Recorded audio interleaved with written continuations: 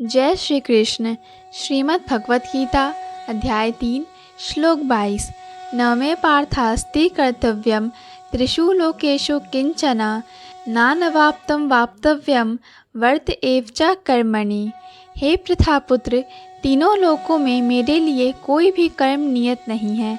न मुझे किसी वस्तु का अभाव है और न आवश्यकता ही है, तो भी मैं नियत कर्म करने में तत्पर रहता हूँ। अर्थात वैदिक साहित्य में भगवान का वर्णन इस प्रकार हुआ है। तमीश्वराणां परम महेश्वरम तम देवतानां परम च दैवतम पतिं पतीनां परम परस्ताद् विदाम देवं भुवेन शमीण्डयम्।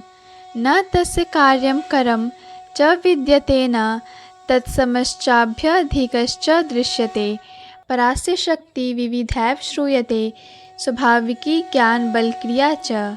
परमेश्वर समस्त नियंताओं के नियंता है और विभिन्न लोकपालकों में सबसे महान है। सभी उनके अधीन हैं। सारे जीवों को परमेश्वर से ही विशिष्ट शक्ति प्राप्त होती है। जीव स्वयं श्रेष्ठ नहीं हैं, वे सभी देवताओं द्वारा पूज्य हैं और समस्त संचालकों के भी संचालक हैं।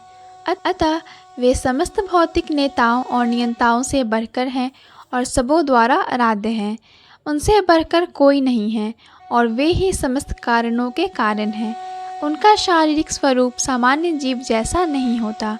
उनके शरीर तथा आत्मा में कोई अंतर नहीं है। वे परम हैं। उनकी सारी इंद्रियां दिव्य हैं।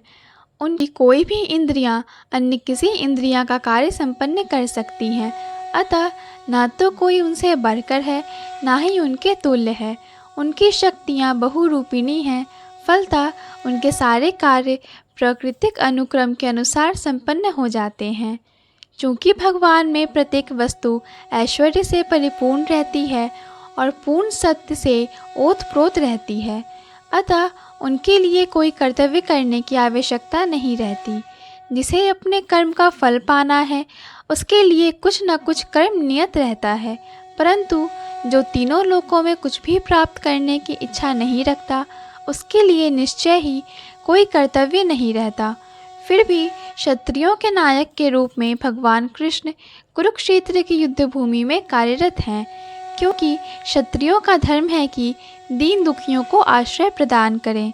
यद्यपि वे शास्त्रों के विधि विधानों से सर्वथा ऊपर हैं, फिर भी वे ऐसा कुछ भी नहीं करते जो शास्त्रों के विरुद्ध हो। जय श्री कृष्ण। पूर्ण भगवत गीता के श्लोकों को सुनने और समझने के लिए कृपया हमारे चैनल को सब्सक्राइब करें। वीडियो पसंद आया हो तो लाइक और शेयर करें।